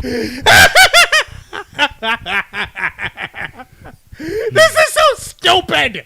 This is so freaking stupid. I'm almost convinced that goddamn Santino Marella being the quote-unquote director of authority is an actual legitimate thing now. Because it wasn't this fucking stupid and brain dead when Canada Boy was running shit. Scott D'Amore. No, it was a little bit more respectable in this stuff. Oh my god, shoot me. Yeah. This is the oh my god. Okay, so Vicente's over here saying WCW even paid guys who never wrestled just to sit out their contract. It was done for Lanny Poffo. The sad part was that the Kiss Demon coming back, Vampiro wasn't right behind him, stomping away. Yeah, that would have been freaking funny. Yeah, that's right. They did. WCW did pay folks who are under contract just for sitting on their butts. Lenny Potho, Van Hammer. He was another wrestler who was paid under contract. Oh my god. Scott Nord. The Kiss Demon. Yeah. No, why? This is so brain dead. Because why not? Because it's dumb, that's why, not. Just goes to show you, Juan, you can say what you want about AEW, but other wrestling promotions, they're not innocent.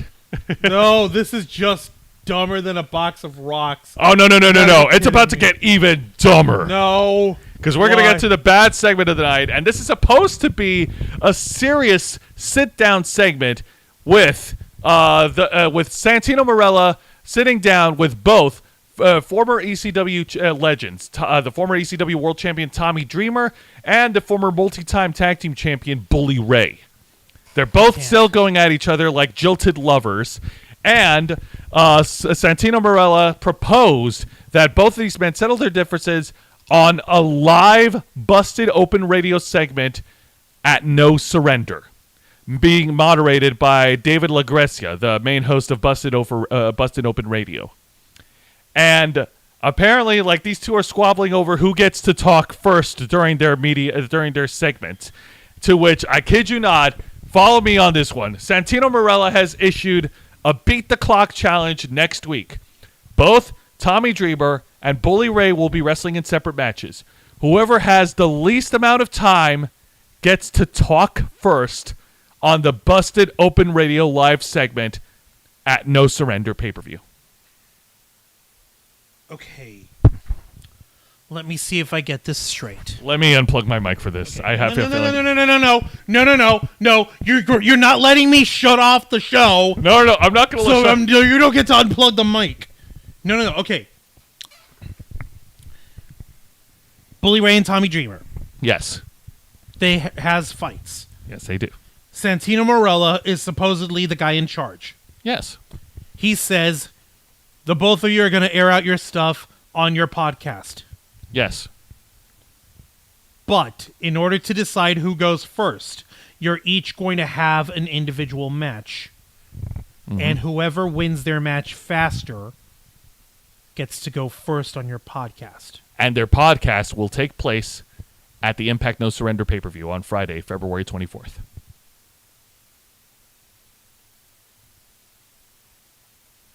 I wish I was Give kidding. me my cup back. I know where he's going. Yeah, you know where this is going. Ow, that actually hurt. Yeah, it hurts my soul. If it makes you feel any better, I was aiming for that beanie of yours. Why would you do this to me, Jose? Oh. Are you okay? Ow, that actually, you really did hurt me. You actually busted me open. Oh. Okay, you're fine. You're making jokes. Yeah, I'm not bleeding. Anyways. Yeah, you're not bleeding. But Sent is here saying Swinger said years ago he wanted to put Barry Horowitz over in WCW because Johnny Swinger watched Barry Horowitz when he was a kid.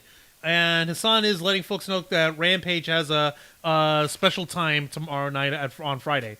And Vicente saying, and then after Bully Ray and Tommy Talk segment on pay-per-view, a match on pay-per-view 2 months later, the feud goes on for 3 more months because of the pay-per-view battle. No! Throw something else. Throw something softer. No. They're just aiming at your legs instead. No. Well, at least is this more cathartic than you yelling into the mic? It's not. Yeah, no, this booking is booking is so ass backwards. This doesn't make a goddamn lick of sense. This screams old school TNA booking. That's what it's, and not the good time. No, this screams old Dixie Carter, old freaking booking of TNA wrestling. It's regressing backwards.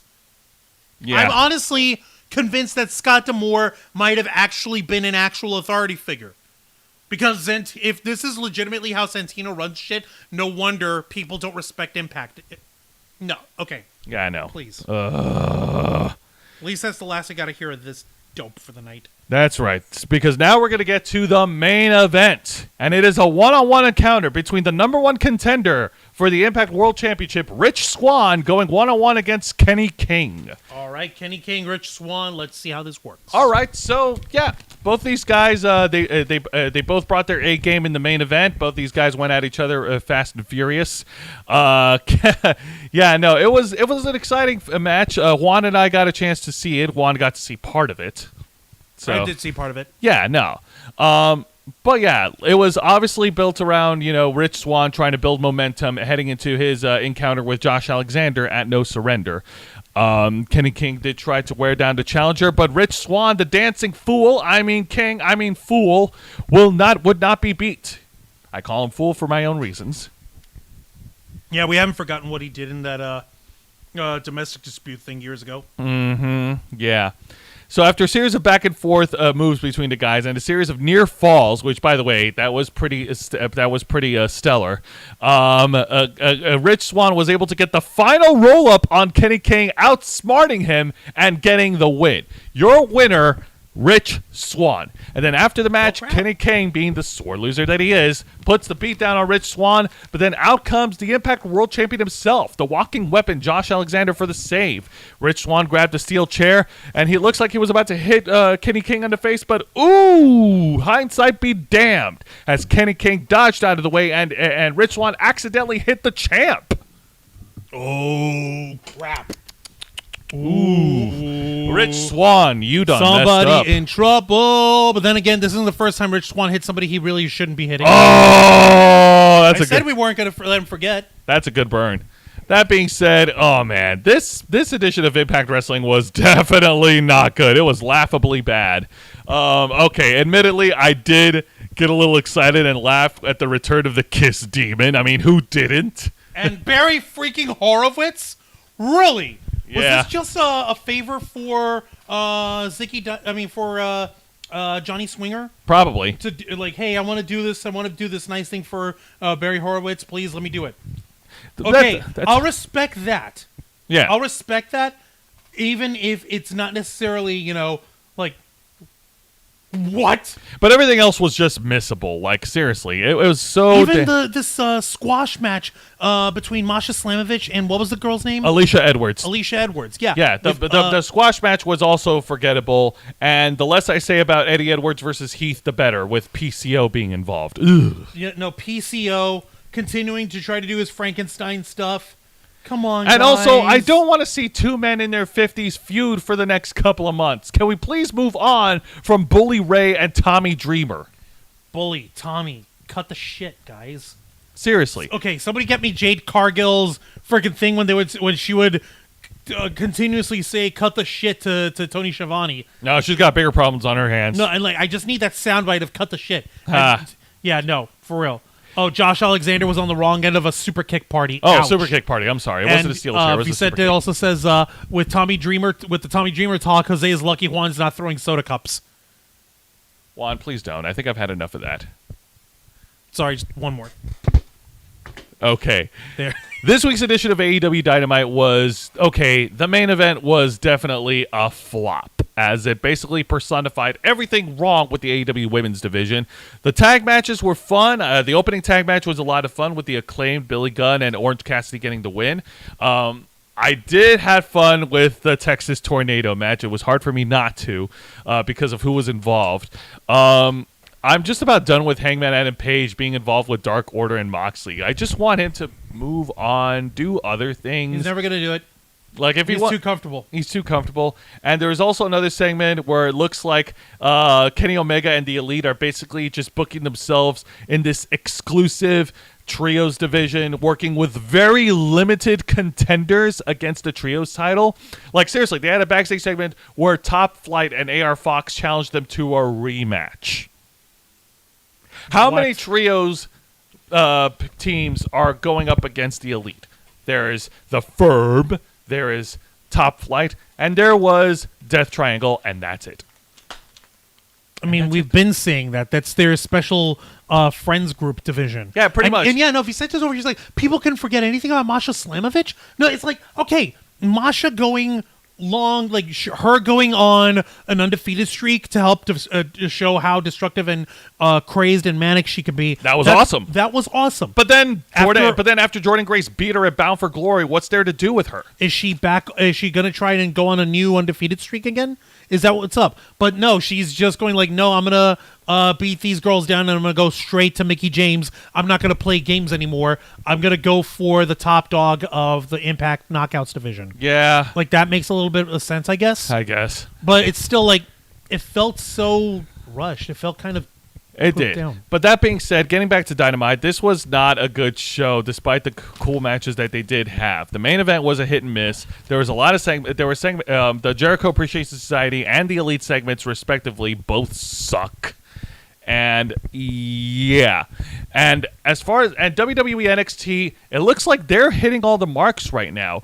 The only problem that they have with WWE NXT was the Braun Breaker situation. They got to do something about Braun Breaker's title reign. Otherwise they're going to have another John Cena situation on their hands with the fans already rejecting the champion. Other other than that, everything else was great. I mean, all the other matches were cool, save for Axiom versus Damon Kemp, because Damon Kemp doesn't have an identity of his own. And the main event tag match with Roxanne Perez and Meiko Satomura winning, that was purely awesome. I really enjoyed it. I had fun with it. It was great, and I loved it. Everything that WWE is doing right. It's trending at upward. least in terms of, like you said, with booking the women. Okay, yeah, Roxanne Perez, she's mini, she looks bubbly, she's a hard-fighting girl, and she's a relatively new women's champion, and she's being tested on the deep end. Her first big title defense is a triple threat, right? Was a triple threat, It was a triple threat, and now she's got a defense against one of the most well-respected, well-decorated wrestlers in the history of women's wrestling, Meiko Satomura. I'm expecting this match to go the distance. So that is a good way of like, okay, we're testing this champion. Braun Breaker, on the other hand, it's like, okay, this champion has passed every single test. Why is he retaking them? He's on New Game Plus, and he's got the stats of his character maxed out. So where's the challenge? Why is he playing anymore? Exactly. No, that's a good question. Where is the challenge? It doesn't seem to be. It doesn't appear to be that there is one for him anymore. Yeah. That being said, this pretty much concludes it. On next week's edition of Wrestle Rewind, I will be reviewing the main event for WWE's Elimination Chamber, where Roman Reigns defends the undisputed WWE Universal title against Sami Zayn. It's going to be freaking awesome. What is it, Juan? What am I? Oh, yeah. Juan, ring the bell, please. Jeez, trying to finish the show without ringing the bell. Yeah. There we go. The But yeah. match is over. But yeah, and I'm very tempted, Juan, I'm very tempted to also talk about the official New Japan in-ring debut of Mercedes Moné. Yeah, that's a big maybe, because I like Sasha Banks. I like Mercedes. She's awesome. I don't know. That's something I will think about. We'll get to it when we cross that bridge. But for now, this has been awesome. Juancho, please plug us away. All right. Well, I suppose I will. Ladies, gentlemen, boys and girls, children of all ages, and all friends in between, thank you very much for watching this week's live stream edition of Wrestle Rewind, hosted by Jose Casabona,